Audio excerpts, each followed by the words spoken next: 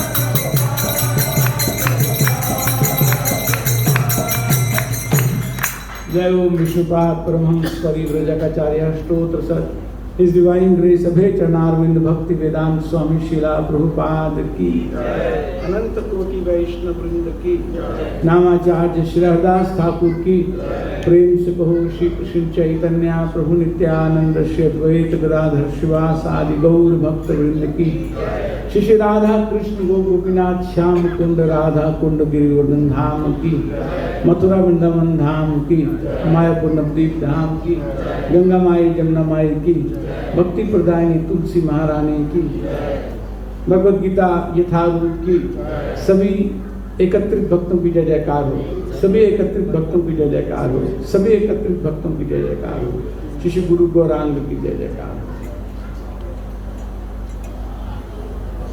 ओम नमो भगवते वासुदेवाय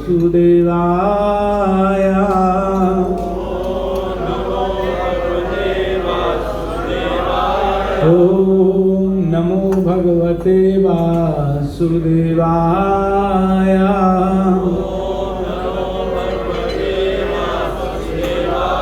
ओम नमो भगवते वासुदेवाय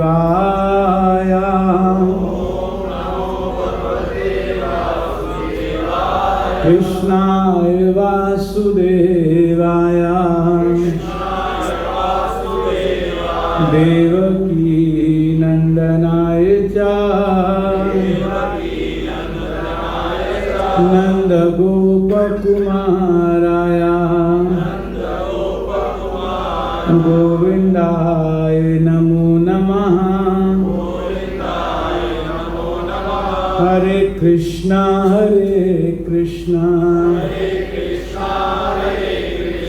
कृष्ण कृष्ण हरे हरे, हरे राम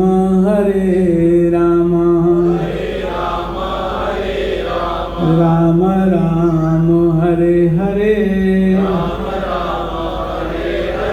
ओम ज्ञानतिमिरान्धस्य ज्ञानाञ्जनशलाकया चक्षुरुन्मिलितं येन तस्मै श्रीगुरवे नमः। मूकं करोति वाचालं पङ्गुं लङ्घयते गिरिं यत्कृपातमं वन्दे श्रीगुरुवेङ्कटनाथं श्रीचैतन्येश्वरं परमानन्दमाधवं। वाञ्छाकल्पतरुभ्यश्च कृपा सिन्धुभ्यैव च पतितानां पावनेभ्यो वैष्णवेभ्यो नमो नमः। जय श्री कृष्ण चैतन्य प्रभु नित्यानंद श्री अद्वैत गदाधर शिवासादि गौर भक्तवृंदा। हरे कृष्णा कृष्णा कृष्णा हरे हरे, हरे राम राम राम हरे हरे। हरे कृष्णा।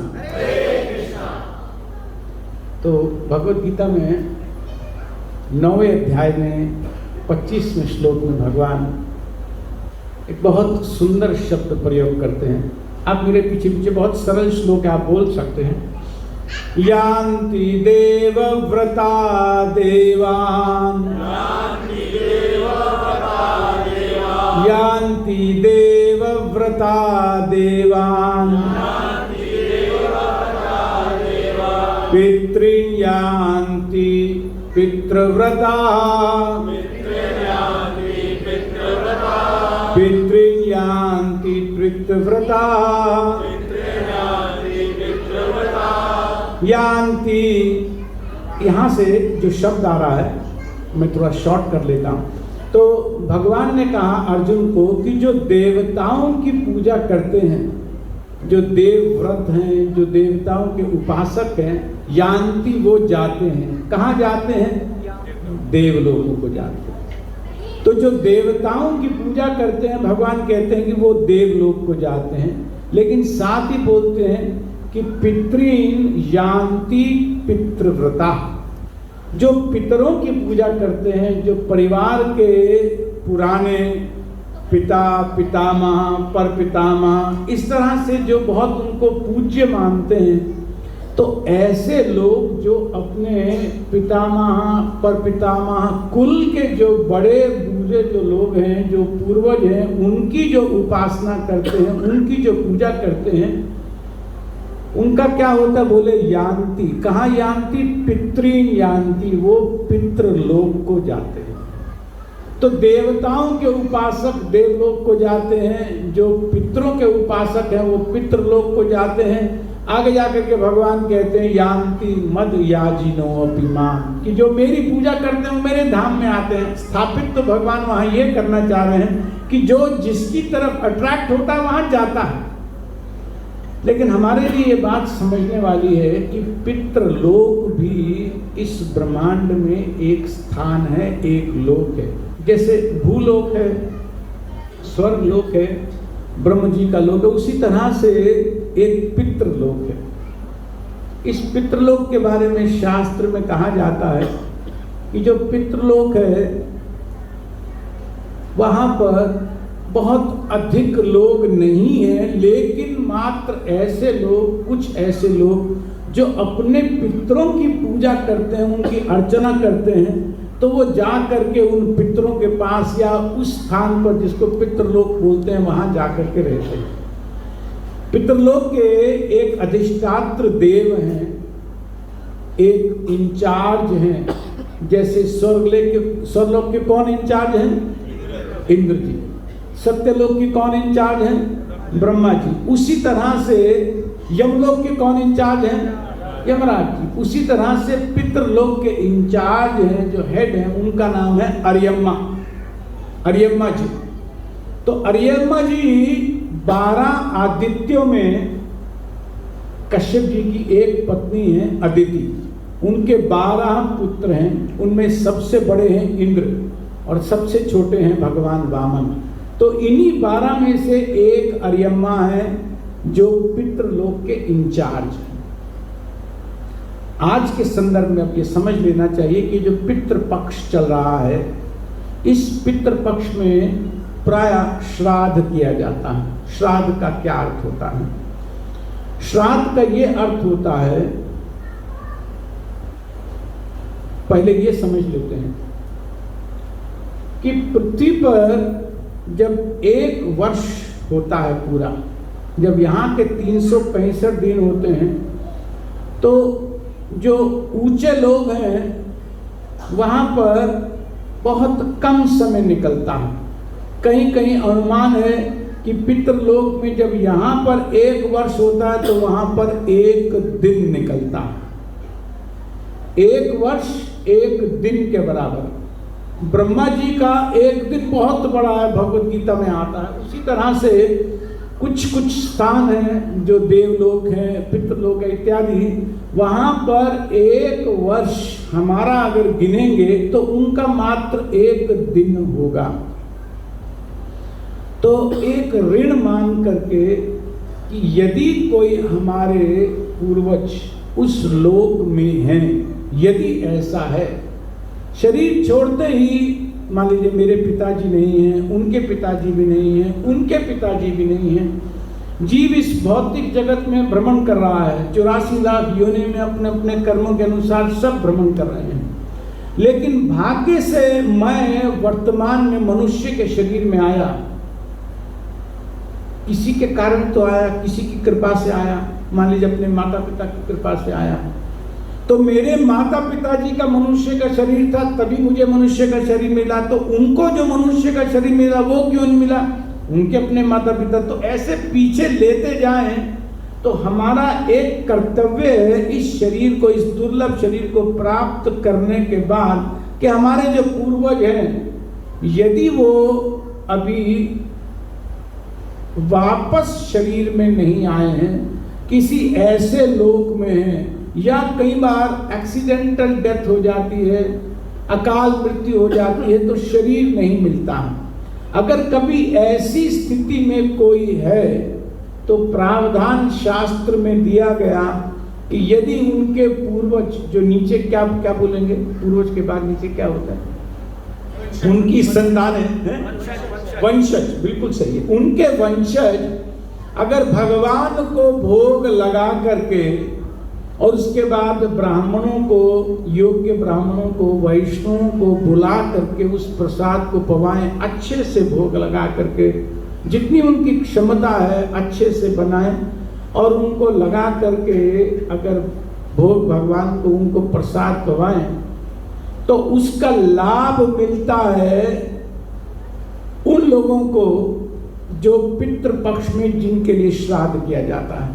तो मैं ये बात कह रहा था कि हमारे यहाँ पर एक साल तो पितृलोक इत्यादि में एक दिन के बराबर होता है। तो जो हमारा ये जो 15 दिन का पक्ष है, ये 15 दिन का पक्ष वहाँ पर कुछ घंटे, बहुत कम देर, जैसे 24 घंटे होते हैं, 52 पक्ष हो गए ना, एक साल में कितने पक्ष हो गए? 12 दूनी 24 पक्ष हो गए। तो 1 घंटा वहाँ पर और हमारा 15 दिन का पक्ष, ऐसे ही हुआ ना, गुणा भाग ठीक है ना, कि 12 महीने होते हैं, 15 दिन में पक्ष कितने हो गए? 24। तो 24 पक्ष अगर यहाँ पर गणना करें तो 15 दिन बना एक पक्ष, एक पखवाड़ा, तो वहाँ पर मात्र 1 घंटा है। तो इस पितृपक्ष को ऐसा समझना चाहिए कि एक विधान किया गया शास्त्र में कि कम से कम एक दिन में 1 घंटा कुछ देर उनको, हम भी जैसे दिन में 1 बार 2 बार खाते हैं कि नहीं खाते हैं? खाते हैं। तो उसी तरह से यदि हमारे पितृलोक में यदि कोई हमारे पूर्वज हैं तो उनके लिए भोजन की व्यवस्था, उनके लिए यहाँ से कुछ शुद्ध भोग लगा हुआ भगवान का प्रसाद पहुँचे, इसकी व्यवस्था के लिए ये पितृपक्ष का वास्तव में प्रावधान है शास्त्र में। तो कोई ये कह सकता है कि कोई यहाँ पर अगर ब्राह्मण को पवाए या गाय को पवाए तो वहाँ कैसे मिल जाएगा उनको? अगर खा तो यहाँ रहे हैं तो ये कैसे शास्त्र ने इसको इस तरह का प्रावधान कर दिया कि खाएंगे यहाँ और मिलेगा वहां, ये तो कोई गड़बड़ मामला है, ये तो समझ में नहीं आ रहा है।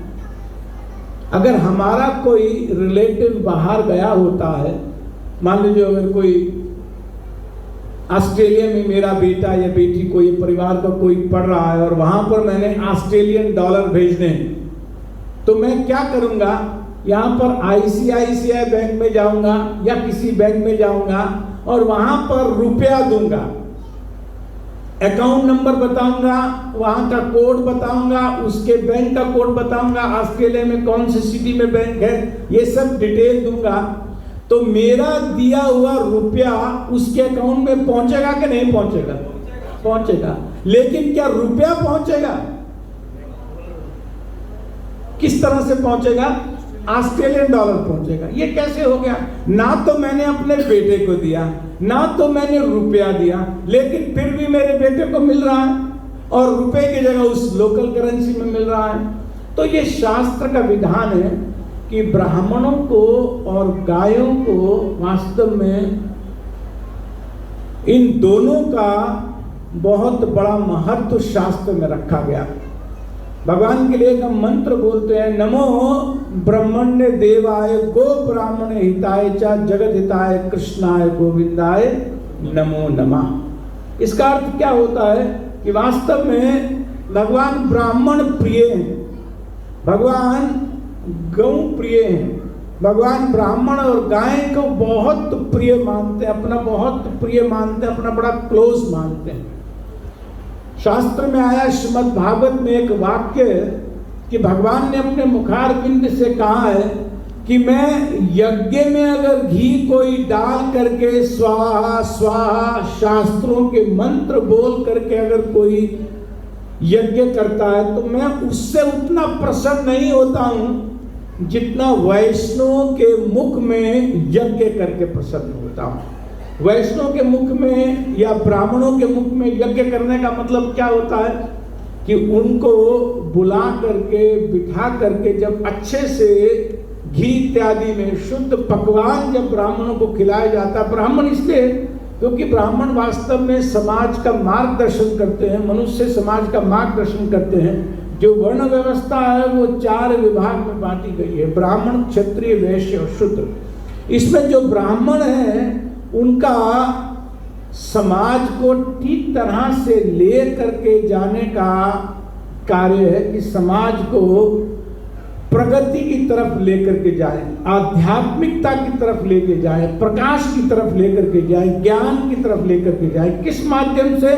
उनको शास्त्र के सार रहस्य से परिचय करा करके समाज का, मनुष्य समाज का ठीक ठीक मार्गदर्शन करें।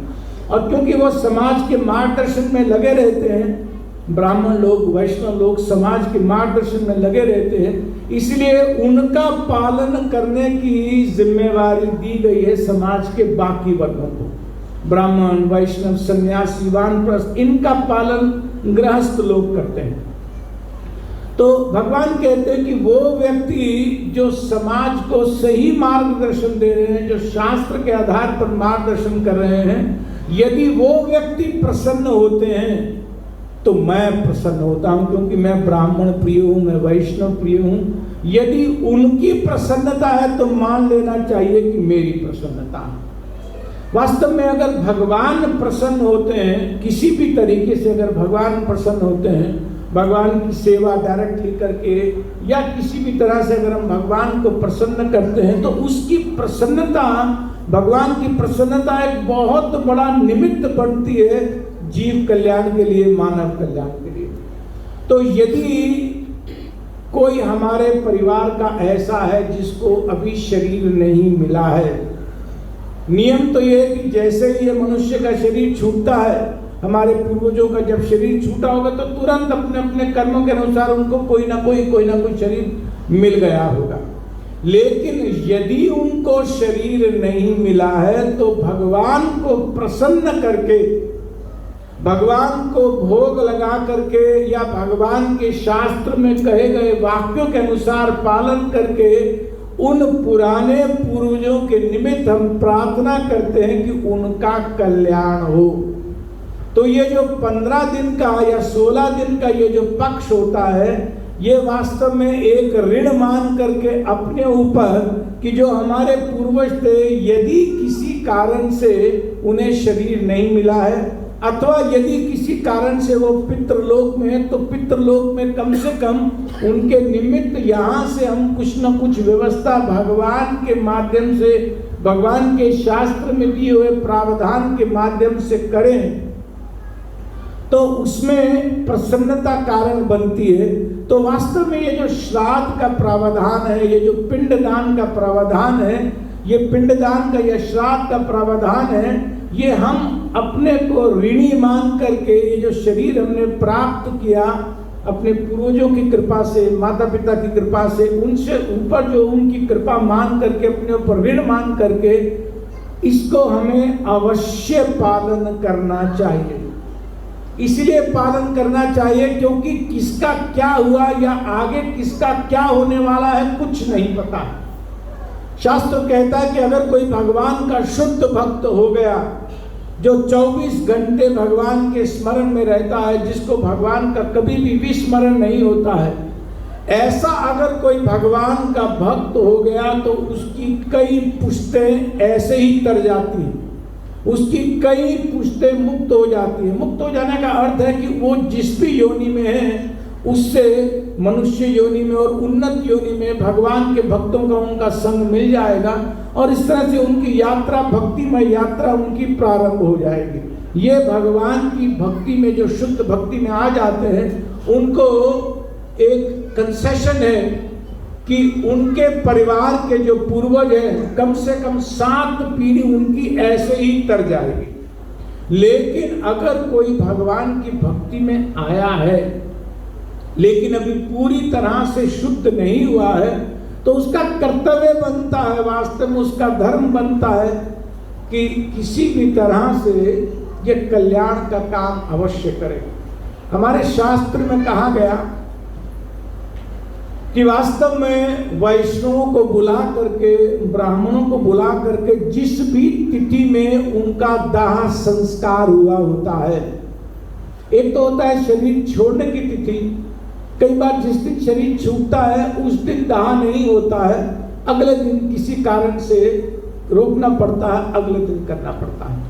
तो जिस दिन उनका दाह होता है उसी दिन श्राद्ध अवश्य करना चाहिए। मान लीजिए अगर किसी का आज क्या द्वितीया है, आज सेकंड डे है, तो द्वितीया पे मान लीजिए किसी भी वर्ष में किसी भी पक्ष में एक महीने में कितनी बार द्वितीया आती है? 2 बार। एक बार कृष्ण पक्ष की द्वितीया आएगी, एक बार शुक्ल पक्ष की द्वितीया आएगी। तो एक साल में कितनी द्वितीया आ जाएंगी? 24। अगर पुरुषोत्तम मास है तो 26।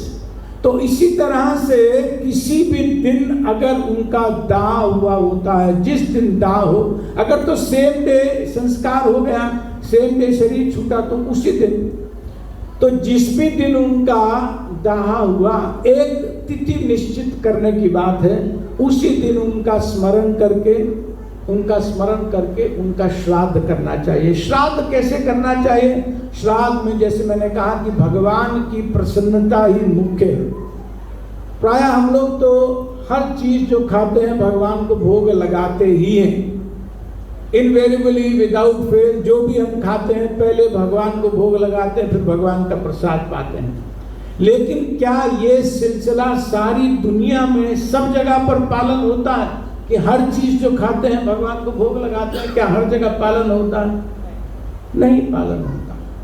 तो इसीलिए एक विशेष समय, एक विशेष ड्यूरेशन बनाई कि कम से कम इन 16 दिनों के अंतर्गत एक दिन आप जरूर विशेष ऐसा रखें जिस दिन आपके पूर्वज भगवान का प्रसाद इस माध्यम से ग्रहण करें।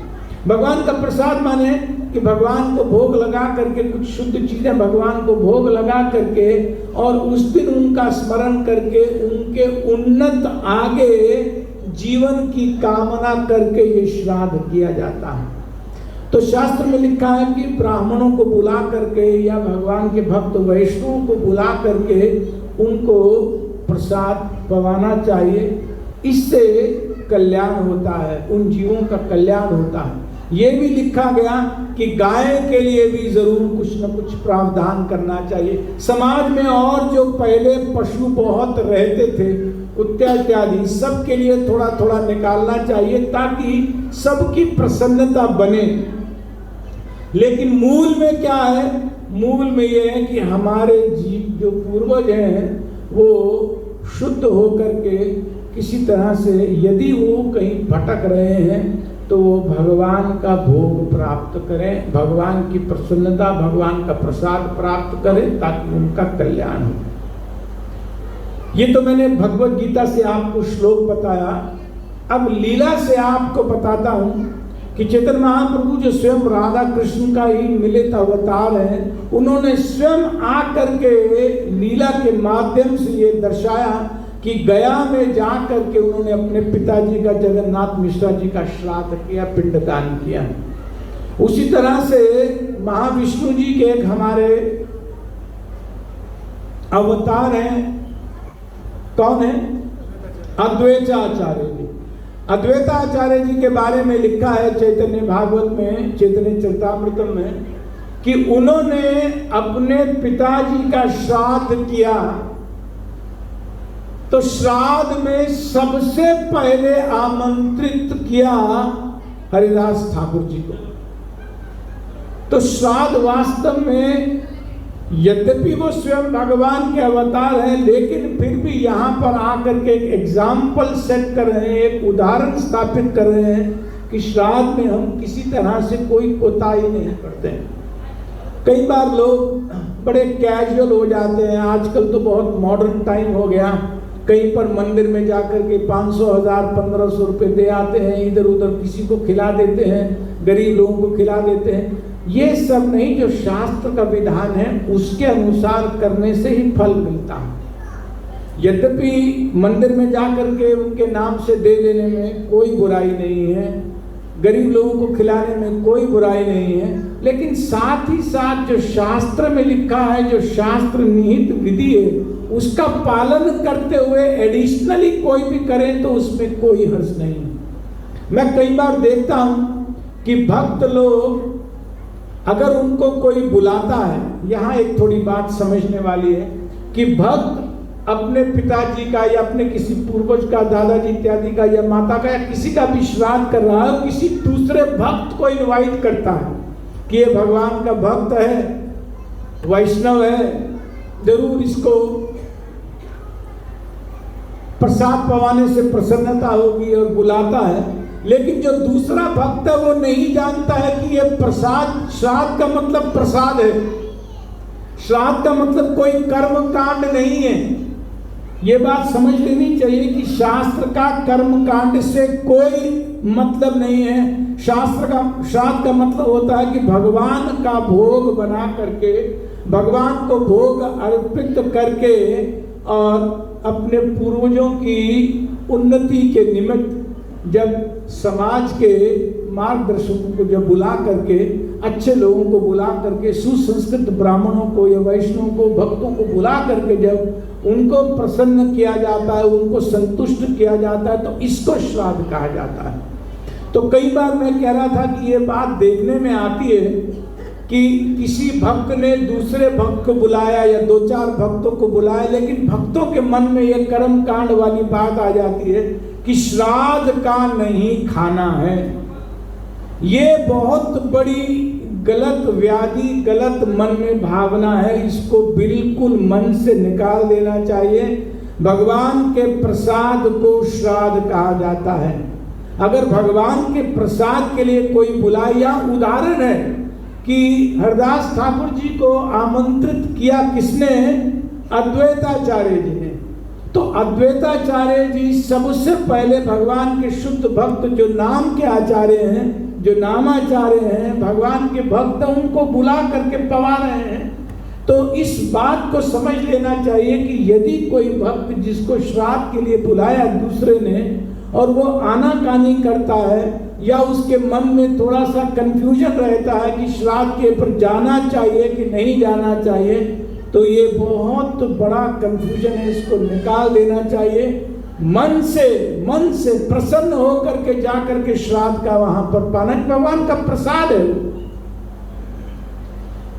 भक्त लोग प्रचार करते हैं, पुस्तक वितरण करते हैं, हरिनाम कीर्तन करते हैं। किस लिए करते हैं? ताकि जीवों को भगवान के बारे में पता लग सके, ताकि जीवों को भगवान के साथ जोड़ा जा सके। कोई कीर्तन सुनता है, भगवान का नाम लेता है, जप करता है, भगवान की पुस्तक खरीदता है, प्रसाद पाता है, तो इस तरह से वो भगवान के साथ कनेक्टेड होता है, भगवान के साथ जुड़ता है। तो जो भक्त प्रचार तो बहुत करना चाहता है, कीर्तन तो बहुत करना चाहता है, बुक डिस्ट्रीब्यूशन में भी बहुत इंटरेस्ट लेता है, लेकिन अगर किसी दूसरे भक्त के पूर्वज के कल्याण की बात आ रही है तो उसके मन में वहम आता है, उसके मन में ये बात आती है पता नहीं श्राद्ध खाना चाहिए, जाना चाहिए कि नहीं जाना चाहिए। ये दक्षिण भारत में कुछ इस तरह की गड़बड़ी हो रही है थोड़ी थोड़ी। वहां पर दो तरह के मत प्राय प्रसिद्ध है, एक शैव मत है, एक वैष्णव मत है। तो इसलिए वहां पर ये हो जाता है कि जो शैव मत वाले हैं वो विष्णु वालों प्रसाद नहीं पाते हैं, और जो ये वाले हैं वो उनके यहाँ पर नहीं खाते, एक दूसरे को कुछ गड़बड़ मानते हैं कि इधर उनके साथ करने से ऐसा हो जाएगा। तो ये जो धारणा है कि श्राद्ध पर नहीं खाना चाहिए, ये बीज वास्तव में दक्षिण भारत से आ रहा है, क्योंकि ब्राह्मण तो शैव भी हो सकता है, वैष्णव भी हो सकता है। तो इसीलिए ये प्रावधान कर दिया वहां पर कि थोड़ा भैया देख करके जाना जब श्राद्ध पे जाओ, ताकि कोई गड़बड़ सिचुएशन में ना बैठ जाओ। लेकिन ये बात समझ करके कि वास्तव में भोग तो मूल रूप से विष्णु को ही लगता है, भोग तो मूल रूप से कृष्ण को लगता है, नारायण को लगता है, तो कोई भी जो भगवान का प्रसाद पाता है उसका कल्याण ही होगा। भगवान का प्रसाद पाने से, भगवान का नाम लेने से, भगवान के भक्तों का संग करने से परम कल्याण होता है। शास्त्र कहते हैं ये जो तीन चीजें हैं ये परम कल्याण का मार्ग है। तो इसीलिए कोई चाहे भक्ति में कितना ही आगे बढ़ जाए, यदि वो शुद्ध नहीं हुआ है, यदि इस स्तर पर नहीं पहुंचा है कि वो स्वयं भगवत धाम जाने की उसकी गारंटी हो जाए, और उसके साथ साथ उसकी इतनी ऊंची स्थिति हो जाए भक्ति में कि उसके पूर्वजों का भी उद्धार उसकी भक्ति के कारण हो जाए। यदि किसी की ऐसी स्थिति नहीं आई है तो उसको अवश्य श्राद्ध करना चाहिए। इस पितृ पक्ष को ऋण मान करके अपने ऊपर, अपने पूर्वजों का ऋण मान करके, उनका स्मरण करके, जो भी उनकी तिथि है उस तिथि पर जरूर संकल्प के साथ हर वर्ष ये काम करना चाहिए। एक और बहुत सुंदर काम प्राय भक्त लोग किया करते हैं, जिसको देख करके मैं सोचता हूँ कि बहुत सुंदर ये रीति कुछ भक्तों ने प्रारंभ की है, कि वो अपने यहाँ पर कीर्तन का आयोजन करते हैं। जिस भी दिन श्राद्ध करना होता है अपने यहाँ पर कीर्तन का आयोजन करते हैं, या अपने यहाँ पे कुछ कथा का आयोजन करते हैं, और कथा और कीर्तन के बाद जिनको भी निमंत्रित किया जाता है उनको खूब प्रसाद पवाते हैं, बता देते हैं कि आज मैं अपने पिताजी की प्रसन्नता के लिए, अपनी माता जी के लिए मैं श्राद्ध कर रहा हूँ। खूब भक्त आते भी हैं, कथा भी करते हैं, कीर्तन भी करते हैं और प्रसाद भी पाते हैं। तो ये तीरा लाभ, ट्रिपल बेनिफिट मिलता है कि कीर्तन भी उस जीव के हित में जाता है, उसके पक्ष में जाता है, भगवान का गुणगान किया होता है उस समय, उसका भी उसको लाभ मिलता है, और यहाँ पर जो शुद्धता के साथ उनके निमित्त भगवान को भोग लगा करके जो वैष्णव को पवाया जा रहा है उसका भी उनको लाभ मिलता है। तो सार में ये समझ लेना चाहिए कि सबके लिए, यदि कोई शुद्ध भक्त नहीं हुआ है, सबके लिए श्राद्ध अनिवार्य है। अपने ऊपर उनकी कृपा मान करके, उनका ऋण मान करके कि उनके कारण से ये मनुष्य का शरीर, ये दुर्लभ मनुष्य का शरीर हमको प्राप्त हुआ है। ये बिरला योनि है, मनुष्य का शरीर सरलता से नहीं मिलता है, लेकिन फिर भी हम इस शरीर में भगवान की कृपा से आ गए। तो जो निमित्त बने हमें यहाँ पहुँचने में, हमें यहाँ पहुँचाने में, शरीर को प्राप्त कराने में उनकी कृपा मान करके, उनका ऋण मान करके इस पक्ष में जरूर हमें उनके निमित्त, उनके कल्याण के निमित्त इस विधि का, इस प्रावधान का पालन करना चाहिए। तो सार में इस विषय में आज हम ये लेना चाहते थे कि हर वर्ष, प्रत्येक वर्ष इस पक्ष में आने पर जरूर हम लोगों को उत्साह के साथ, एक जीव है हमसे जुड़े, उनके कल्याण के लिए शास्त्र में कुछ प्रावधान दिया गया, अवश्य उसका पालन करना चाहिए। और क्योंकि हम लोग भक्ति में आगे बढ़ने का प्रयास कर रहे हैं, तो भक्त का एक सहज स्वभाव होता है करुणा करने का, एक दयालुता का, एक कृपा करने का। तो अगर समाज पर हम कृपा करना चाहते हैं, अपने ऊपर कृपा करना चाहते हैं, भगवान को देना चाहते हैं, समाज में, जीवन में सुखी करना चाहते हैं, अपने भी जीवन में औरों को भी सुखी आनंदित करना चाहते हैं, तो क्या हमारे पूर्वज इतने गए बीते हैं कि हम औरों की तरफ तो देख रहे हैं, लेकिन जिनके कारण से हम इस शरीर में आए, हमने भक्ति प्राप्त की, भगवान की तरफ थोड़ा जुड़े, क्या उनके लिए हमारा कोई कर्तव्य नहीं बनता? क्या उनके प्रति हमारा कोई कर्तव्य नहीं बनता? अवश्य बनता है। तो उस कर्तव्य का, क्योंकि शास्त्र में प्रावधान भी है, ये मनुष्य ही कर सकते हैं, ये पशु नहीं कर सकते हैं, पक्षी नहीं कर सकते हैं। उन योनियों में ये सब, ये उन्नत, श्रेष्ठ, समृद्ध, संस्कार योनियों का शास्त्र में प्रावधान दिया गया। यदि हम अपने आप को मनुष्य मानते हैं, तो मनुष्य के ऊपर कई तरह के ऋण होते हैं। मनुष्य के ऊपर ऋषियों का ऋण होता है, देवताओं का ऋण होता है, पूर्वजों का ऋण होता है, जीव मात्र का ऋण होता है, भगवान का ऋण। ये सब ऋण हमें उतारने हैं इसी शरीर में रहते रहते। हम ऋषियों का ऋण उतारते हैं, मुनियों का ऋण उतारते जब हम शास्त्र पढ़ते हैं और शास्त्र पढ़ाते हैं, शास्त्र को ध्यान से समझते हैं, ध्यान से सुनते हैं और उसको आगे ठीक से समझाने का प्रयास करते हैं, तो ऋषियों का ऋण उतरता है।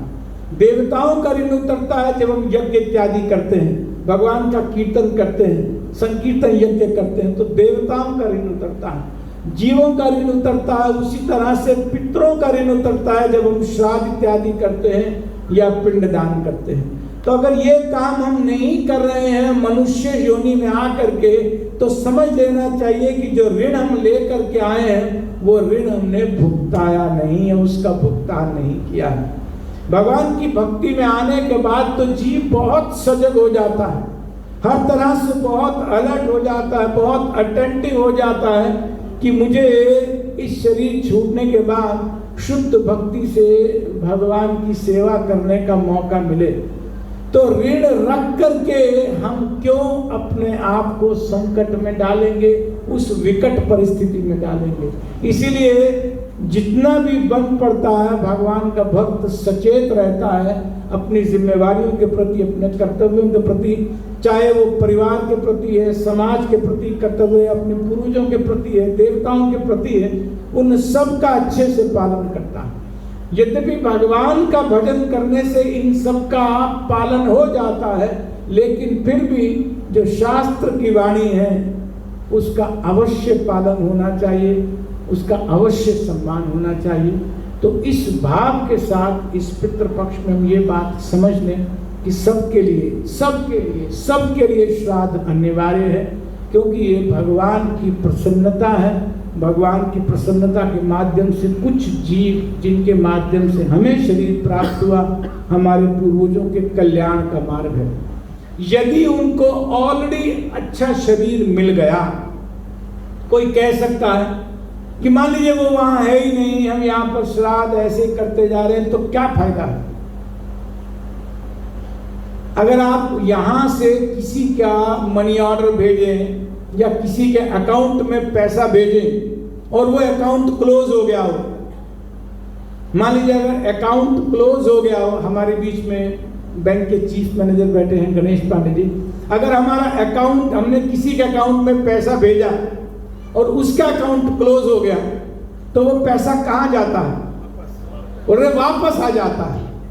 मान लीजिए हमने किसी का श्राद्ध किया अपने पूर्वज का, और वो अच्छे देह में, कहीं अच्छे शरीर में, मनुष्य के शरीर में आ गया, उसकी प्रगति हो रही है, तो ये जो कल्याण का एक हमने कार्य किया, भगवान की प्रसन्नता का कार्य किया, रिसिपिएंट का अकाउंट क्लोज हो गया, उसको आवश्यकता नहीं है, वो तो ऑलरेडी सुंदर मार्ग पे, समृद्ध मार्ग पे चल रहा है। तो ये जो प्रसन्नता बनी, जो भगवान की प्रसन्नता बनी, या कुछ कल्याण का एक माध्यम बना, इसका लाभ किसको मिलेगा?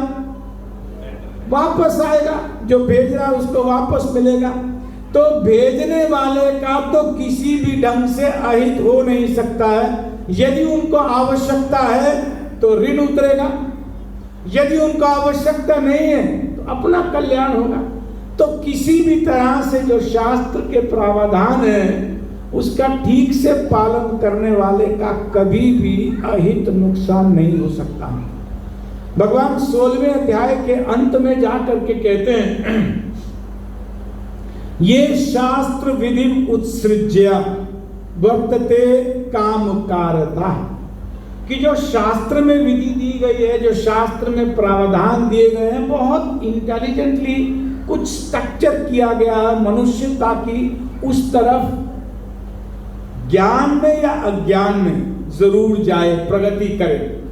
ये शास्त्र विधि उत्सृज्य, ये माने जो शास्त्र विधि माने शास्त्र की विधि को उत्सृज्य छोड़ करके, जो शास्त्र की विधि को छोड़ करके वर्तते कामकारता, वर्तते माने चलाते हैं अपना जीवन। कैसे? कामकारता, जैसे मन है वैसे चलाते हैं, माने अपनी मनमानी करते हैं। शास्त्र का पालन करने का उनके मन में कोई संकल्प विकल्प नहीं है, कोई इच्छा नहीं है, कोई केयर नहीं। तो ऐसे लोग जो शास्त्र में बताई गई विधियों को छोड़ करके अपने मन से चलते हैं, काम कारता, जो मन में इच्छा आती है वो करते, नहीं आती है तो नहीं करते हैं, ऐसे लोगों के बारे में भगवान ने भगवद गीता में कहा, नाते शांतिम अवापनोति ना सुखम ना पराम गति। ये शास्त्र विधि उत्सृज्य वर्तते कामकारता नाते शांतिम अवापनोति ना सुखम ना पराम गति। तो नाते शांतिम अवापनोति का क्या मतलब हुआ?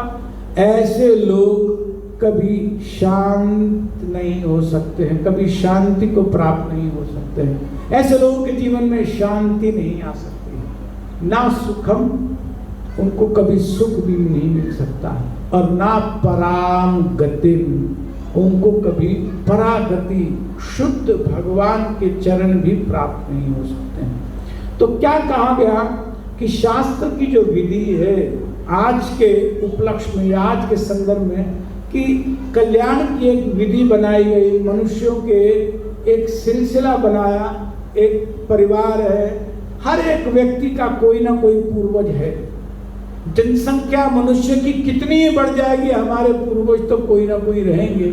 हो सकता है कि इमीडिएट पिताजी कहीं पर भटक रहे हों, हो सकता है इमीडिएट माताजी कहीं पर भटक रही हों, तो उनके कल्याण के निमित्त, या हो सकता है कि हमारे अन्य पूर्वज कोई पितृलोक में हों जिन्होंने कभी उस तरह की इच्छा करके वहां गए, तो सबका कल्याण होता है। एक बात और समझ लेनी चाहिए कि कोई कहीं पर भी जाता है, चाहे देवलोक में जाए, पितृलोक में जाए, नरक लोक में जाए, किसी भी लोक में जाता है, कोई भी डेस्टिनेशन इस भौतिक जगत का परमानेंट नहीं है। थोड़े समय के लिए ही देवलोक मिलता है, क्षीणे पुण्य मृत्युलोकम वसंति, वापस मृत्युलोक में आ जाते हैं। जब पुण्य समाप्त हो जाते हैं वापस आ जाते हैं। उसी तरह से जब पाप समाप्त हो जाते हैं, जब पाप का शोधन हो जाता है, तो नरक लोक से भी निवृत्ति हो जाती है। उसी तरह से यदि कोई पितृलोक भी चला गया, थोड़े समय के लिए ही जाते हैं, बहुत कम समय के लिए पितृलोक जाना होता है, लेकिन जब तक वो पितृलोक में है उनके लिए शास्त्र में प्रावधान किया गया कि एक बार एक वर्ष में जो उनका एक दिन है, कम से कम यहाँ से आप उनके निमित्त कुछ न कुछ भेजिए। और वो वहाँ पर अपने जो भी उनके खाने पीने का ढंग है, जैसे देवताओं के यहाँ कैसे भेजा जाता है, यज्ञ में घी की आहुति देते हैं तो सब देवता अपना अपना हिस्सा पाते हैं। ये बात आप जानते हैं कि देवता कैसे खाते हैं? देवता खाते हैं जब यज्ञ में अग्नि में जब घी डाल करके, क्या, ओम इंद्राय स्वाहा, इसका मतलब क्या हुआ कि ये इंद्र के लिए है। ओम अग्ने स्वाहा, या अन्य देवताओं का नाम लेकर के स्वाहा किया जाता, माने उनकी निमित्त भेज रहे हैं। देवलोक में ये इस तरह का, जैसे हमारा स्थूल शरीर है तो वो भी स्थूल शरीर, लेकिन उसमें मिट्टी, भूमि बहुत कम रहती। हमारे शरीर में तो जल और भूमि की अधिकता है। जल कितना बताते हैं? 70% हमारे शरीर में जल है। जल और भूमि की अधिकता है। अग्नि है, थोड़ी वायु है, थोड़ा आकाश है। लेकिन देवताओं के शरीर में प्रायः अग्नि, वायु और आकाश ही अधिक है। अब क्योंकि अग्नि उनके शरीर में अधिक है तो वो बस घी पीते हैं और कुछ नहीं, शुद्ध घी खाते हैं और कुछ नहीं खाते हैं। और वो जिस तरह से हम मलमूत्र त्याग करते हैं, देवता लोग मलमूत्र भी त्याग नहीं करते हैं। हम तो ऐसे उत्पाद खाते हैं जिसमें भूमि का अंश ज्यादा होता है। भूमि पे ही सब्जी उगती है, अन्न उगता है, वही हम खाते हैं। लेकिन देवताओं के शरीर में वो जो भी खाते हैं वो शरीर में ही सेट हो जाता है। उनको कुछ विसर्जन की या कुछ बाहर करने की कोई आवश्यकता नहीं पड़ती। मल नहीं त्याग करते हैं देवता, मूत्र नहीं त्याग करते, उनके शरीर में इन सब चीजों की कोई आवश्यकता नहीं। इसलिए वहां बहुत शुद्धता भी रहती है। तो वो जो भी खाते हैं, घी इत्यादि, सब बॉडी में अग्नि से सेट हो जाता है, बॉडी की रिक्वायरमेंट पूरी हो जाती है। तो मैं सार में ये सब उदाहरण देकर के ये बात बताना चाहता हूँ कि अवश्य करना चाहिए। और यदि नहीं भी उनकी आवश्यकता है वहाँ पर, तो वापस हमारा ही उससे कल्याण होगा। और सबसे बड़ी बात कि इससे शास्त्र का प्रावधान, जो शास्त्र के वाक्य हैं वो पूरा कर पाएंगे। और शास्त्र के वाक्यों को पूरा करके जीवन में सदा सुख ही मिलता है, आनंद ही मिलता है, जीवन में कल्याण ही आता है। इनको शब्दों से मैं यहाँ पर विराम देता हूँ। किसी का कोई प्रश्न है, कुछ डाउट है तो पूछ सकते हैं। श्रीमद् भागवतम के 7वें स्कंद के 14वें अध्याय के 20 से लेकर 23 श्लोकों में दिया गया है श्राद्ध के बारे में। लेकिन ये जो हमारा पितृपक्ष आता है, जो कि हम कैलेंडर से, पंचांग से देखते हैं और उसका निर्णय करते हैं कि ये, तो उन दिनों के बारे में वहाँ पे जिक्र नहीं है, बल्कि वहाँ पे लिखा है आपके संक्रांतियों के बारे में, जो मकर संक्रांति आती है या कर्कट संक्रांति, और भी कुछ, मतलब काफ़ी गहन विषय, मतलब बहुत कुछ दिया गया है उसमें। लेकिन इन हमारे जो पंचांग से देख के ये निकालते हैं इतने डेट्स, उसकी जिक्र नहीं। देखिए, दो इसमें बातें हैं। एक तो कुछ अन्य जो विशेष तिथियां हैं, जैसे आपने कुछ संक्रांति की बात की, उस पर भी अच्छे से करें, बहुत अच्छा। लेकिन ये तो विशेष एक ड्यूरेशन बताई गई जिसका नाम ही क्या है? पितृपक्ष। इसका और कोई अन्य नाम नहीं दिया जाता, इसका नाम ही पितृपक्ष है। माने ये समय ऐसा है शास्त्र के अनुसार जब पितरों का स्मरण करके मनुष्यों के ऊपर एक जिम्मेवारी डाली शास्त्र ने कि आप अपने पूर्वजों का धन्यवाद देते हुए उनके कल्याण के लिए आप इसका अवश्य पालन करें। उसके अतिरिक्त जैसे आपने श्रीमद् भागवत के 7वें स्कंद में कोट किया, जहाँ प्रहलाद महाराज के साथ दत्तात्रेय जी की बातचीत है, वो जो बातचीत है उसमें कुछ अन्य भी प्रावधान है। लेकिन हम आज बात करेंगे इन 16 दिनों में इस तप को अवश्य करना चाहिए, इस कार्य को अवश्य करना चाहिए। और भी बार बार अगर हम मध्य हमारे पिताजी को या बाकियों का स्मरण करके कई बार लोग तीर्थों में जाते हैं, दान करते हैं, उनका कल्याण मानते हैं। तो ये सब काम भी करना, वो सब एक एडिशनल चीजें हैं, लेकिन इस पितृ पक्ष में अवश्य इसको करना चाहिए। इसका ध्यान, ये पूरा शास्त्रगत है। जैसे मैंने आपको श्लोक बताया 9वां अध्याय का 25वां श्लोक भगवद गीता, तो स्पष्ट वहां पर पितृलोक का पितृयान्ति पितृव्रता भगवान के मुखार, भगवान कृष्ण के मुखार से ये वाक्य आया है। क्या ये वैष्णव पुराणों में दिया गया है ये 16 दिन के बारे में? किसका? जो वैष्णव पुराण है, हमारे 18 जो पुराण है उनमें हम वैष्णव पुराण जिनको बोलते हैं। देखिए, अगर हम बात करें वैष्णव पुराण में, तो वैष्णव पुराण देने वाला स्वयं कर रहा है, भगवान चैतन्य महाप्रभु स्वयं कर रहे हैं, उसी तरह से अद्वैताचार्य जी स्वयं कर रहे हैं। तो वो करके दिखा रहे हैं, और भी कहीं होगा निश्चित तौर पे, लेकिन अगर मान लो उदाहरण स्थापित हो रहा है हमारे सामने, तो क्यों हमें उनका अनुसरण नहीं करना चाहिए, अवश्य पालन करना चाहिए। मतलब हमारे मन में जो संदेह है उसको निराकरण करने का प्रयास इस ढंग से करना चाहिए कि महाजन ये गता सा पंथा। एक तो शास्त्र का ही विधान है, और दूसरा जो महाजनों ने किया, जो हमारे शास्त्रों के अनुसार जो हमारे गुरुजन हैं, आचार्य हैं, परंपरा में हैं, वो ये सब काम कर रहे हैं, तो हमें भी अवश्य उसका पालन करना चाहिए। श्री राधा गोपीनाथ भगवान की। और किसी का कोई डाउट हो उधर माता जी को दीजिएगा।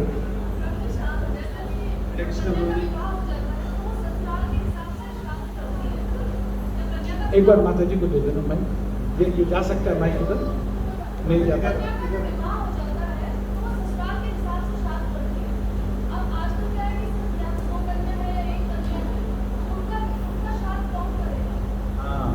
ये भी अच्छा है माता जी। देखिए, अगर मान लीजिए किसी को पुत्र नहीं और कन्या है, बहुत प्रैक्टिकल आपका प्रश्न है। हम यहाँ पर बात क्या कहना चाह रहे हैं कि समाज का एक दायित्व है अपने पूर्वजों के प्रति। तो जहाँ पर तो पुत्र हैं तो समाज बट गया, चलो किसी का कोई तो कर रहा है, कोई एक, मान लो 4 पुत्र है, कोई एक करेगा तो भी हो जाएगा, 4 है तो करना चारों को चाहिए, सबके ऊपर ऋण है। लेकिन यदि अगर नहीं है तो क्या पुत्री अपने पूर्वजों के प्रति ऋण मान करके नहीं कर सकती? अवश्य कर सकती है। भगवान को भोग लगा करके पवा सकते हैं। वहां पर पति के भी पूर्वज कर रहे हैं, यहाँ इनके भी कर सकते हैं, अवश्य करना चाहिए। इसमें इस बात का स्मरण करना चाहिए, मन में इस बात को धारण करना चाहिए कि भगवान की कृपा उनको मिले, यही भाव है। इसमें कई बार उन छोटी चीजों पर ध्यान ना दे कि नहीं लड़की नहीं करेगी, उसका तो विवाह हो गया। अरे लड़की को भी तो शरीर मिला, कोई भाई नहीं है, अकेली मान लो एक बहन है या 2 बहनें हैं, 3 बहनें हैं, भाई है ही नहीं। तो पूर्वजों का यदि उनको मान लीजिए कोई देह प्राप्त नहीं हुआ है या कुछ और उनको प्रॉब्लम है, तो जरूर भगवान को प्रसन्न करने का अगर बेटी भी करे, क्यों नहीं करना चाहिए? अवश्य करना चाहिए, क्योंकि इससे भगवान की प्रसन्नता क्या हो रही है, हम किस तरह से निमित्त बन रहे हैं कि वो देख रहे हैं कि वास्तव में इसके हृदय में जीव का कल्याण करने का भाव आ रहा है। तो ये जो करुणा की स्थिति आती है हृदय में, इसको देख करके वास्तव में भगवान की भी बहुत प्रसन्नता बनती है। उस जीव का अधिक हित होता है जो करुणामय हो करके दूसरों का कल्याण करना चाहता है। तो मेरा अपना निजी यहाँ पर मत मैं बता रहा हूँ कि अगर भाई नहीं है और हृदय में समझ में आ रहा है कि करुणा की आवश्यकता है, तो अवश्य करे। क्यों नहीं बेटी कर सकती है? अवश्य करे। आजकल तो बेटी कहाँ पीछे है, हर जगह तो हम बात करते हैं, वो क्या बोलते हैं, इक्वलाइजेशन की, तो यहाँ फिर क्यों पीछे रहे? करना चाहिए। जी प्रभु। हमारी जिज्ञासा है कि कितने लोग में कौन लोग रुकते हैं या ठहरते हैं, जाते हैं, मतलब जिनका एक्सीडेंट होता है या जो आत्महत्या करते हैं या डोल में करते हैं? नहीं, ये दोनों अलग अलग हैं। मैंने 2 बातें अलग अलग की कि जो पितरों की पूजा करते हैं, भगवान ने कहा कि पितृन यान्ति पितृव्रता, जो व्रता माने पूजा करते हैं, जो उनका सम्मान करते हैं, उपासना करते हैं, जो अपने परिवार के पूर्वजों की उपासना करते हैं। कई बार हम देखते हैं परिवार में परदादा की फोटो लगी है, दादा की फोटो लगी है, पिताजी का भी शरीर छूट गया, उनकी पूजा करते हैं और मन में उन्हीं को ही सबसे बड़ा मानते हैं, मन में उन्हीं की कृपा, घर से निकलते हैं उनको प्रणाम करते हैं, कोई भी अच्छा कार्य करने जाते हैं उन्हीं का, किसी और के प्रति समर्पण अधिक नहीं होता, देवी देवताओं के प्रति या भगवान के, लेकिन इनके प्रति पूरा अपना मन बिका रहता है पिताजी के प्रति। कई ऐसे लोगों को मैं जानता हूँ, मैं देखता हूँ उनके परिवार में कि बहुत समर्पित है अपने ऊपर पूर्वजों को, विशेष तौर पर पिताजी को या आगे।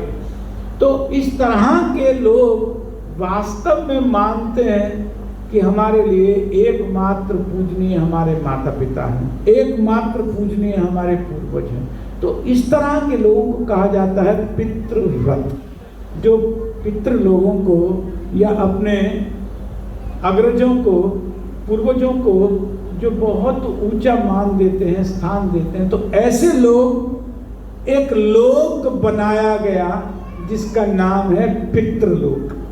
बहुत अधिक लोग नहीं है ऐसे, लेकिन फिर भी कुछ ऐसे लोग हैं भगवान ने सब उपासकों के लिए कहीं ना कहीं स्थान बनाया। एक उदाहरण में भगवान ने 9वें अध्याय में बताया कि जो देवताओं की पूजा करते हैं, बहुत सारे देवता हैं, जो इंद्र की, वरुण की, चंद्र की, गणेश, जो भी अन्य देवता हैं, जो जिसकी पूजा करता है उसके लोक में जाता है, क्योंकि उसके प्रति उनका भाव, उनके प्रति उनका समर्पण है। तो वहां पर जा करके उनका संग प्राप्त करता है। उसी तरह से यदि कोई अपने पूर्वजों के प्रति बहुत समर्पित है, पूरी तरह से उन्हीं को समर्पित है, तो ऐसा जो पितृव्रत व्यक्ति है वो उस पितृलोक में जाता है जहां पर वो पितृ हैं। हो सकता है कि वो वहां से निवृत्त हो जाए, लेकिन ये वहां जाकर के कुछ समय रुकेगा। हो सकता है इनसे पहले वाले में भी उदाहरण ऐसा ही बनाया हो कि वो लोग भी अपने पूर्वज की पूजा करके, तो वहां वो लोग अपने अपने पूर्वजों के पास जा करके मिलते हैं, कुछ समय तक वहां रुकते हैं, फिर उसके बाद अपने कर्मों के अनुसार उनको नया शरीर मिल जाता है। तो ये ट्रांजिट प्लेस है। ये ट्रांजिट का मतलब होता है जैसे यात्रा के बीच में कुछ देर के लिए हम कहीं पर रुकते हैं। मान लीजिए आप यहाँ से फ्लाइट लें और आपको जाना है लंदन, और फ्लाइट है मान लीजिए आपकी एमिरेट, तो हो सकता है कि आपको दुबई में ट्रांजिट कराएं, फिर नया प्लेन आपको मिले। तो यहाँ से जो दुबई गए, ये तो वर्तमान शरीर, दुबई में 4 घंटे का लेओवर है, वो जो 4 घंटे है उसको ट्रांजिट टाइम बोलते हैं, ट्रांजिशन पीरियड बोलते हैं। तो वो जो 4 घंटे हैं वो पितृलोक का समय है, और आगे जो एमिरेट की जो नई फ्लाइट बनी दुबई से लेकर के, मान लीजिए आप यूरोप में कहीं गए, तो वो फ्लाइट है उसका नया शरीर। तो पुराने शरीर में क्योंकि पितरों की उन्होंने पूजा की, उपासना की, तो कुछ समय के लिए ट्रांजिटरी फेज में, ट्रांजिशन में उस पितृलोक में वो जाते हैं। जैसे कोई देवताओं का उपासक है तो देवताओं के लोक में जाता है, कितने समय के लिए? कम समय के लिए, वो ट्रांजिट फेज है। पुनः क्षीणे पुण्य मृत्युलोकम वशन्ति, पुनः यही आ जाता है, भगवद गीता में बताते हैं। और फिर इस कर्म भूमि में, ये सब जो भूमि है वो कर्म भूमि नहीं है, लेकिन ये जो भूलोक है, भूलोक में जो मनुष्य का शरीर है, इसको कर्म भूमि कहा जाता है। यहीं से हमारे डेस्टिनेशंस डिसाइड होते हैं, आगे हमें कहाँ जाना है, किस तरह का शरीर हमको मिलने वाला है, ये मनुष्य के शरीर में ही निर्धारण होता है। हमारे जो कर्म हैं उन्हीं कर्मों का रिजल्ट हमको मिलता है, लेकिन बीच में एक ट्रांजिट पॉइंट होता है जो पूर्वजों के उपासक हैं, जिसको पितृलोक बोला जाता है, वहां वो कुछ समय के लिए जाकर के रुकते हैं। एक, अगर किसी का अकाल मृत्यु हो गई, अकाल मृत्यु हो गई, तो अकाल मृत्यु वाला पितृलोक नहीं जा रहा है, वो तो पितरों की पूजा नहीं कर रहा, क्यों जाएगा? अकाल मृत्यु वाले के लिए मालूम किसने खुद सुसाइड कर लिया। सुसाइड करने का मतलब ये होता है कि आपने अपने शरीर को खुद खत्म किया है। That's called abusing the body. जो भी अपनी बॉडी को अब्यूज करते हैं, सुसाइड करते हैं, तो उनको नया शरीर बहुत कठिनाई से मिलता है, नहीं मिलता है। वो सूक्ष्म शरीर में ही भटकते रहते हैं। आत्मा को दो तरह के शरीर मिलता है, एक स्थूल शरीर जो भूमि, जल, अग्नि, वायु और आकाश का बना है, जिसको पंच महाभूत बोलते हैं, ये स्थूल शरीर है। इस स्थूल शरीर के अलावा एक शरीर और मिलता है जिसको सूक्ष्म शरीर बोलते हैं, सटल बॉडी बोलते हैं, जो मन, बुद्धि और अहंकार का होता है। तो आत्मा के ऊपर दो कवरिंग आई, एक सूक्ष्म सटल बॉडी की जो मन, बुद्धि, अहंकार है, और एक उसके ऊपर ग्रॉस बॉडी की आई जो बदलती रहती है, शरीर जो पंचभूत के बदलते रहते हैं।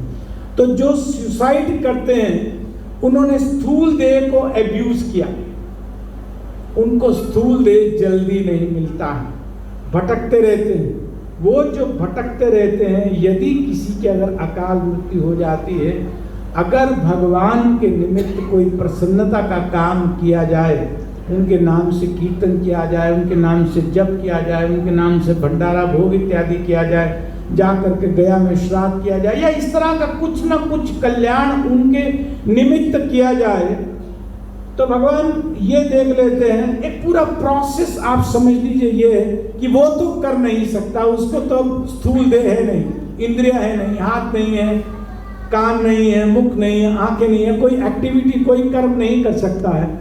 लेकिन अगर उसके बिहाफ पर कोई दूसरा व्यक्ति कर रहा है, उससे कनेक्टेड कोई आदमी कर रहा है, उनके निमित्त कर रहा है, तो उसका उनको बेनिफिट मिलता है। तो वो बेनिफिट का क्या सबसे बड़ी बात, उनको शरीर मिल जाता है, और शरीर जैसे मिल जाता है तो फिर शरीर की यात्रा प्रारंभ हो जाती है। तो ये दोनों अलग अलग स्थितियां हैं। किसी का अगर अकाल मृत्यु हो जाती है तो उसको भी इस स्थिति से लाभ होता है, श्राद्ध से, पिंडदान इत्यादि से उनको लाभ होता है। और अगर किसी को पितृलोक में, अगर कोई पितरों का, पूर्वज का कोई पूजा इत्यादि करने वाले लोग हैं, तो उनका इस विधि से कल्याण होता है, उनको लाभ मिलता है। तो किसी भी स्थिति में हम नहीं जानते हैं किसका क्या हुआ था, है ना, लेकिन अगर हम इस तरह का प्रावधान करेंगे तो उनको अवश्य इसका बेनिफिट मिलेगा, इससे उनका आगे का मार्ग कल्याणवान होगा। ठीक है।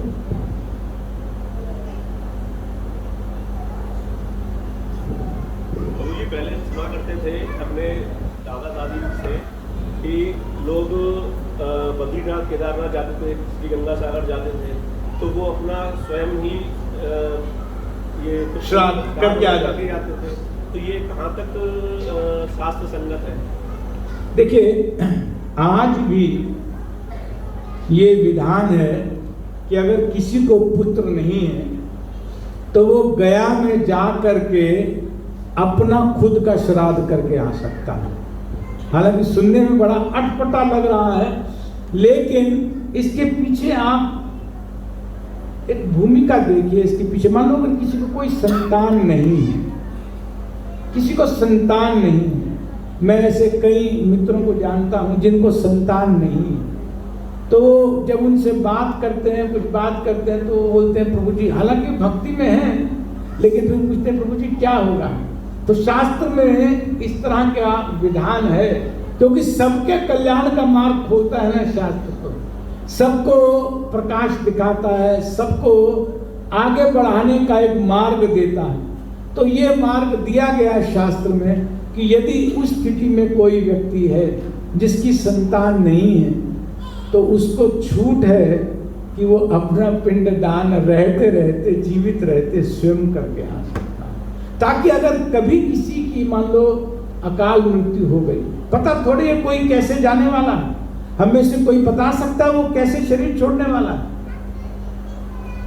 अगर मान लीजिए हमारा ठीक ढंग से शरीर नहीं छूटा और शास्त्र में प्रावधान है, समाज में ये बात प्रसिद्ध है और परिवार के लोग अनुकूल हैं, तो वो जरूर हमारे कल्याण के लिए प्रयास करेंगे बाद में। ये तो पास ऑन की रीति है ना, हमने जो लिया हम आगे पास ऑन करते हैं। अगर हम पुराने रीति रिवाजों पर या पुराने शास्त्र के जो वाक्य हैं उनके प्रति अगर हम समर्पित हैं, तो समाज में बच्चे हमको देख रहे हैं तो वो भी इसी तरह का काम, ये तो पास ऑन वाला है, जो हम संस्कार अपने में रख रहे हैं और अच्छी दृढ़ता से उसका पालन कर रहे हैं, उसकी छाप चाहे जाने या अनजाने बच्चों में स्वाभाविक रूप से आती है। हमारे संस्कार वो हमारे बोलने से कम ग्रहण करते हैं, हमारे एक्शन से ज्यादा ग्रहण करते हैं। तो action speaks louder than the voice. तो हम जो कर रहे हैं, जिस दृढ़ता से, जिस संकल्प से, जिस श्रद्धा से, जिस आत्मीयता के साथ या जिस करुणा के साथ, क्या वो आगे पास ऑन नहीं होगा? ये तो प्रकृति का नियम है, अवश्य पास ऑन होगा। इस पर विश्वास करके ही तो ये सब सिलसिला, नहीं तो मनुष्यों में और पशुओं में क्या अंतर रह जाएगा? हम जब अपने पूर्वजों के बारे में सुनते हैं तो नतमस्तक होते हैं। अगर कोई काम करना है किसी के लिए और पता लगा, मेरे एक मित्र थे, राधा गोपीनाथ भगवान की जय, मित्र हैं, तो उनके माता और पिता का टेरिस ने उनको शूट किया था, टेरिस ने उनको शूट किया दोनों को। तो कई साल हो गए थे, हमारी उनसे जब मित्रता हुई 15 साल उससे पहले की बात है। तो जिस दिन हमको पता लगा कि तुरंत हमने उनको कहा कि आप इस समय सबसे पहला काम ये करो कि पहली अवेलेबिलिटी में आप गया चले जाओ, उनका श्राद्ध कर जाओ, क्योंकि इस तरह की मृत्यु है, मतलब जिसको बोलते हैं क्या, अनटाइमली डेथ। हालांकि उनका तो शरीर अपने आप, लेकिन फिर भी अकाल है ना। तो उन्होंने भी तुरंत बात स्वीकार की, तुरंत स्वीकार की, और अगले वीक में ट्रेन की टिकट नहीं थी, फिर भी खड़े होकर के वो जनरल बोगी में गए और करा करके आए श्राद्ध। मतलब समाज इसी तरह की विचारधारा, क्योंकि वो समर्पित थे अपने माता पिता को, उनको कोई चीज का ज्ञान नहीं था, लेकिन जब पता लगा तो उसमें फिर कोई कोताही नहीं बरती, तुरंत गए, टिकट नहीं थी तो भी नेक्स्ट सैटरडे संडे में वो करके आए। तो सार में इस बात को हमें समझना चाहिए कि जो शास्त्र में प्रावधान है वो पालन करने से समाज का महाकल्याण, महामंगल ही होने। ठीक है। एक सुनने में आया कि जैसे गया में जाते हैं तो वहाँ करे श्राद्ध, तो उसके बाद फिर श्राद्ध करने की जरूरत नहीं पड़ती, ऐसा है? गया जाके श्राद्ध करने के बाद फिर श्राद्ध करने की जरूरत नहीं। देखिए एक बात है, गया जा करके आप श्राद्ध करें, उसके बाद भी श्राद्ध करें तो नुकसान क्या? कोई नुकसान नहीं है। वो भी शास्त्र में, ये भी शास्त्र में। मैं क्या कह रहा हूँ, मेरा भाव यहाँ पर, मैं अपना मत यहाँ दे रहा हूँ कि आपके हृदय में अगर ऋण की भावना है, आपके हृदय में अगर करुणा की भावना उनके प्रति, तो करते रहना चाहिए। क्या फर्क पड़ता है, हमें कितने बार जीवन में करना पड़ेगा? एक वर्ष में एक ही बार, एक ही दिन तो करना है, रोज ही तो बनाते हैं, रोज ही तो खाते हैं, करते ही है ना। एक बार भावना से एक दिन में कर देंगे तो क्या हो जाएगा? लेकिन उसका अंतर बहुत बड़ा। उन्होंने जो गया वाली बात कही, जो श्राद्ध गया में करके आते हैं, वहाँ हम लोग पिंडदान करते हैं। बाकी जो श्राद्ध आते हैं उसमें पिंडदान नहीं करना होता है। जैसे उन्होंने कहा ना कि अच्छा, श्राद्ध आते हैं तो पिंडदान नहीं करना, बाकी तर्पण वगैरह कर सकते हैं, क्योंकि पिंड एक बार पंडित जी ब्राह्मण है परिवार से, तो इनकी बात सम्मत होकर के स्वीकार करते हैं। एक्चुअल में हम भी अपना पेरेंट्स का करके आए थे, तो उसके बाद किसी ने कहा कि वहाँ बनारस में जाके दोबारा कराया जाता है।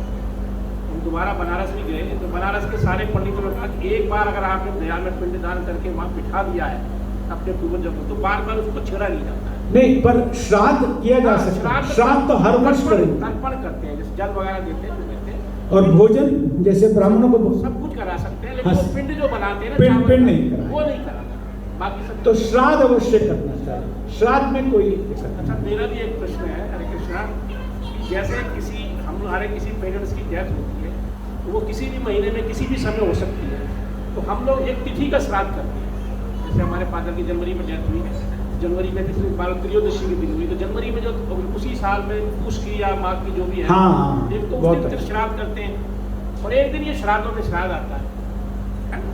तो इसमें क्या मतलब वो है कि बहुत अच्छा प्रश्न है, बहुत अच्छा प्रश्न है। मैं कुछ और भी इसमें जोड़ता हूँ। मैं ऐसे भी कुछ परिवार जानता हूँ कि जैसे जिस तिथि में शरीर छूटा, अगले कुछ महीने की उस तिथियों में भी करते हैं, जिसको वो कच्चा श्राद्ध बोलते हैं। कुछ ऐसे कुछ कच्ची चीज़ों का दान करते हैं। भावना इसमें क्या है? भावना इसमें मात्र ये है कि जिस दिन शरीर छूटा, मान लीजिए अगर किसी का शरीर छूटा माघ मास की शुक्ल पक्ष की चतुर्थी में, तो माघ मास के शुक्ल पक्ष की चतुर्थी में भी उनका स्मरण करके अगर ब्राह्मणों को भोज कराया जाए तो कोई इसमें गलत नहीं है, लाभ भी होगा। लेकिन इन पितृपक्ष को कभी नहीं छोड़ना चाहिए। ऐसा नहीं करना चाहिए कि वहां कर दिया तो यहां नहीं करना है। ये तो एक डेजिग्नेटेड स्लॉट है जिसमें अवश्य करना चाहिए। इसके अतिरिक्त जैसे प्रभु जी ने कहा कि संक्रांत का विधान दिया श्रीमद् भागवत के 7वें स्कंद में। प्रभु जी ने कहा कि जिस दिन छूटता है शरीर अपने हिंदी पंचांग के अनुसार उस दिन भी लोग करते हैं। वो सब अगर करना अवश्य करें, लेकिन इस पितृपक्ष की जो प्रधानता है इसको छोड़ करके विकल्प से उसको नहीं करना चाहिए। ये बात ठीक है। हरे कृष्ण प्रभु जी। तो माता जी का जो क्वेश्चन था, जो लड़कियां जिसके पुत्र नहीं है लड़कियां श्राद्ध कर सकती है, तो हमारे हिसाब से शास्त्र में ऐसा प्रोविजन है कि हम अपने माता पिता 3 पुस्तिका करते हैं, फिर उसके बाद नाना नानी परनानी 3 पुस्तिका करते हैं, फिर ससुराल पक्ष से ससुर और उनके पिता 3 पुस्तिका करते हैं। तो उसमें श्राद्ध में अगर लड़कियां शामिल हो तो अगर दामाद भी करता है तो इसमें कोई वही अर्थ नहीं, बिल्कुल वही बात है। जैसे प्रभु जी ने कहा, मैं एक बात यहाँ पर और दे रहा हूँ इसको स्थापित करने के लिए। अगर किसी को पुत्र नहीं है, शास्त्र कहता है कि दाह करने के लिए पुत्र को दाह संस्कार करना चाहिए। अगर पुत्र नहीं है और पुत्री है और पुत्री का आगे पुत्र है तो उस केस में क्या वो दाह नहीं कर सकता है? अवश्य कर सकता है, क्योंकि आप ये समझिए कि इसमें भाव क्या है। इसमें भाव एक स्मरण का भाव है। अगर मान लीजिए पुत्र नहीं है लेकिन पुत्री को पुत्र हो गया तो वो अगर करे उसका दाह या उसके लिए वो 13 दिन तक जो भी तप करना होता है जिस भी तरह से, तो अवश्य करे। प्रभु जी ने जैसे यहाँ पर ऐड किया कि अगर लीनियज पिता की तरफ से श्राद्ध हो रहा है लेकिन अगर गैप आ जाता है कहीं पर नहीं, तो पत्नी की तरफ से भी कर सकते हैं, माता की तरफ से भी। तो माता का तरफ का श्राद्ध है, पिता की तरफ का श्राद्ध है। भाव क्या है इनमें? भाव ये है कि अगर इतने सारे रूट बनाए गए, इतने सारे विकल्प बनाए गए, इस पर कुछ भाव तो होना चाहिए, कुछ इसका रीजन तो होना चाहिए। जो सेंट्रल रीजन ये है कि जो जीव फंसा हुआ है भैया उसको निकालो। किसी तरह से जो फंसा हुआ है तुम्हारे साथ संबंधित है, कुछ ऐसा कल्याण का काम करो, उसके निमित्त कुछ ना कुछ कल्याण करो जिससे उसका उद्धार हो। ये इसका सेंट्रल पॉइंट है। हरे कृष्ण प्रभु जी, 2 छोटे प्रश्न मेरे हैं। यहाँ पे 2 चीज़ों की बात हो रही है, श्राद्ध और पिंडदान। तो क्या थोड़ा उनका अंतर समझाएंगे? पिंडदान क्या होता है, श्राद्ध क्या होता है, कब क्या करना होता है और कब क्यों नहीं करना होता है? और गया में जो हम श्राद्ध कर रहे हैं और जो अपने पितृपक्ष में घर पे श्राद्ध कर रहे हैं उनमें क्या अंतर है? जैसे किसी का प्रश्न था कि गया में एक बार कर दिया तो उसके बाद कहीं और करना नहीं करना। जी जी, बहुत अच्छा है प्रभु जी। देखिए पिंडदान जैसे गणेश जी ने कहा या आपने भी बताया प्रभु जी ने भी कि पिंडदान का एक महत्व है। एक ही बार पिंडदान विशेष तौर पर अगर गया में किया जाता है तो पिंड बना करके एक विशेष रीति है। मैं उसके बारे में बहुत अधिक नहीं जानता हूँ, लेकिन ये समझने वाली बात है कि पिंडदान उन पूर्वजों के लिए एक विशेष रीति के अनुसार, एक विशेष प्रोसेस के अनुसार किया जाता है। लेकिन श्राद्ध, और वो भी विष्णु जी के चरण, वहां भी भगवान की साक्षात प्रसन्नता ही समझ में आ रही है कि गया में जो लोग गए हैं जानते हैं कि वहां पर एक विष्णु पद या क्या स्थान को बोलते हैं, विष्णुपाद बोलते हैं, विष्णुपद बोलते हैं। मैं कभी गया नहीं गया, तो विष्णुपाद पर ही वास्तव में उसी स्थान पर जा करके एक उधर नदी बहती है, फल्गु नदी, जिसमें पानी ऊपर नहीं है लेकिन थोड़ा खोद करके और उसको पानी से फिर तर्पण करके वहां किया जाता है। तो वो जो विष्णुपाद है वो भगवान के चरण है। भगवान के चरण चिन्ह पर ही भगवान की प्रसन्नता के निमित्त कि इस जीव का आप कल्याण करो, किसी तरह से जो भी इसके ढंग से शरीर छूटा आप इस पर कल्याण करो। क्योंकि जो जीव है वो वास्तव में भगवान का है, लेकिन इस भौतिक जगत में फंसा हुआ है। हम ये सब बात अगर मैक्रो लेवल से देखें, ग्रॉस लेवल से देखें, तो वास्तव में मनुष्य का जो जीवन है उसका निमित्त भगवत धाम जाने के लिए मनुष्य का जीवन मिला है। लेकिन फिर भी जहां पर भोगों की प्रधानता होती है, इंद्रियों में रस सुख प्राप्त करने की प्रधानता होती है, तो उस मूल लक्ष्य की तरफ ध्यान जाता ही नहीं है। पशु योनि में, पक्षी की योनि में, अन्य छोटी योनियों में यह सुविधा नहीं है। लेकिन इस दुर्लभ मनुष्य जीवन में जो भटकी हुई आत्मा है, अपने सफर को समाप्त करके अपने स्वरूप में वापस भगवान के धाम, भगवान के पास वापस जा सकती है। लेकिन जो इस सुविधा का बेनिफिट नहीं ले पाते, भोगों में रह जाते हैं, या दाएं बाएं उनके कर्म कुछ ऐसे खराब होते हैं कि वो इस मनुष्य की योनि में आने के बाद भी भटक रहे होते हैं, तो ऐसे लोगों का भी जहां इस समय वो हैं, जिस भी योनि में है, उनका कल्याण हो, इसीलिए उनके निमित्त थोड़ा थोड़ा शास्त्र में प्रावधान दिया गया। तो वास्तव में सार यही है कि जो भगवान की भक्ति में है, सर्वोत्तम कार्य है कलयुग में भगवान के नाम के साथ अपने आप को जोड़ लेना। जो भी भगवान के नाम के साथ जुड़ रहा है, भगवान का नाम ले रहा है, भगवान का कीर्तन कर रहा है, उसका कल्याण होगा, निश्चित कल्याण होगा। इस शरीर में नहीं होगा तो थोड़ा बाद जाकर, लेकिन उसकी यात्रा प्रारंभ हो गई। अगर वो पूरी तरह से सीरियस होकर के इसी शरीर में शुद्ध हो गया तो इसी शरीर के बाद भगवत धाम चला जाएगा। लेकिन नहीं तो भी जितना यहाँ पर उसने क्रेडिट अर्जित किया वो उसका परमानेंट अकाउंट में एडिशन हो गया। अगले शरीर में मान लीजिए यहाँ पर 25% उसकी प्रोग्रेस हो गई, तो अगले शरीर में 26 पॉइंट से शुरू करना पड़ेगा, 0 से शुरू नहीं करना पड़ता है। तो ये भक्ति वास्तव में मनुष्य के शरीर में करनी है, सबसे उत्तम कार्य है। लेकिन फिर भी ये देखते हुए कि प्रायः ये सौभाग्य सबको नहीं मिलता है। शास्त्र में आया कि ब्रह्मांड भर में कोने भाग्यवान जीव, कोई बहुत भाग्यवान जीव होता है, गुरु कृष्ण प्रसाद पाया भक्ति लता बीज, कि जिसको भगवान की और गुरु की कृपा से भक्ति लता का बीज मिल जाता है, कोई बहुत भाग्यवान होता है।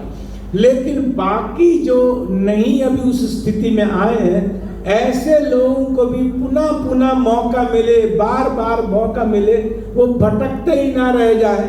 तो जो उनके वंशज आगे इस महत्वपूर्ण बात को समझते हैं कि नहीं उनका कल्याण होना चाहिए, तो शास्त्र में इनके माध्यम से उनके कल्याण का जो मार्ग बताया गया, उसमें से एक श्राद्ध का, पितृपक्ष की महत्ता का एक बहुत महत्वपूर्ण है। लेकिन सबसे बढ़िया ये है कि श्राद्ध के दिन भी, जैसे मैंने कहा कि भगवान का कीर्तन घर में करना चाहिए, भगवान की कथा करनी चाहिए उनके निमित्त, अपने पूर्वजों के निमित्त। या मान लीजिए किसी ने कोई शरीर छोड़ा, जैसे प्रभु जी ने, गणेश जी ने बताया कि किसी महीने के किसी पक्ष में किसी दिन शरीर छोड़ा, उस दिन भी अगर भगवान के भक्तों को बुला करके कुछ कथा कीर्तन या भात इत्यादि भोज भात का कुछ प्रसाद का व्यवस्था हो, तो इसका बहुत सुंदर प्रभाव, बहुत कल्याणकारी प्रभाव पड़ेगा।